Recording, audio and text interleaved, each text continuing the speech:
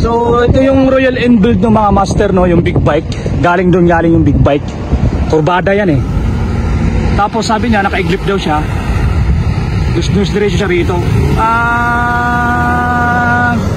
Boom. Lusot siya rito. Dumaan siya rito. Dito siya. Boom. Tumama siya rito. Magaling kang kupal ka. Ayun, oh. Ang laki ng bato, oh. Sugatan yung puno. Kawawa naman. Oh no! Dito siya, tas diretso siya rito. Bug, yan yung resulta. Nasira yung ano, gulong. Wasak. Oh no! So, nirescue naman siya. Okay naman, sugat lang talaga sa ano. Oo. Hindi na mapansin yan. Hindi ko mapansin kasi may nakasalubong din siya eh. Bali sir, kung dumaan kayo rito kanina, di nyo nakita, andito na pala sa sulok. Hinahanap namin kasi may na-discuss yan na. Hinahanap namin, wala naman. Nakabot na kami sa 45 kaya bumalik kami. May kumaway. Sa loob. Nakatago pala dito sa ano, portal. Ayun oh. Oh.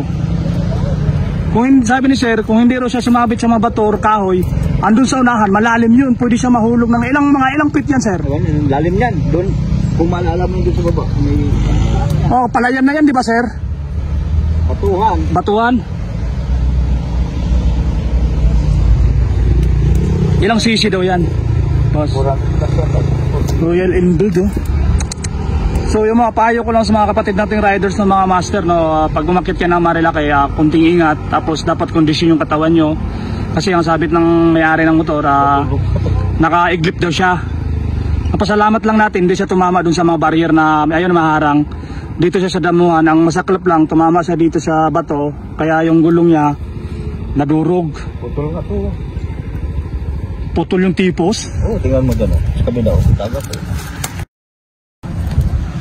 Diba? Oo. Ito, laki-laki niya na. Oo. Pasalamat lang natin talaga na safety lang yung rider. Sugat lang sa tuhod. Yun lang na pinaka the best dun. Motor pwede natin magpapalit, pwede palitan yan eh, kahit gaano pa kamahal yan eh. Importante lang talaga yung rider, buhay naman. Sugat sa tuhod lang naman. Hiniram niya lang daw yan. Yung sabi nga lang, hiniram lang. Yun lang masakit lang. Yun ang masakit, gar. Sugat din yung puno, tuklap yung bato, laki ng bato.